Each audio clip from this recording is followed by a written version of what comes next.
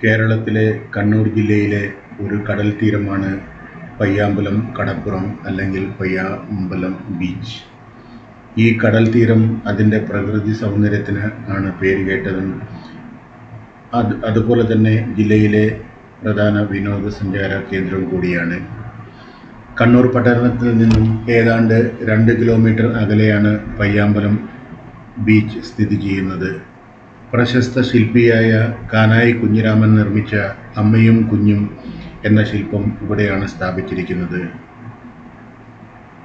ഈ ബീച്ചിലേക്ക് വരുന്നതിന് മുമ്പായി നമുക്ക് പയ്യാമ്പലം സർക്കാർ ഗസ്റ്റ് ഹൗസും അതുപോലെ തന്നെ കണ്ണൂർ ജില്ലയിലെ തന്നെ ഏറ്റവും പ്രശസ്തമായ ലൈറ്റ് ഹൗസ് മ്യൂസിയവും കാണാനാവുന്നതാണ്.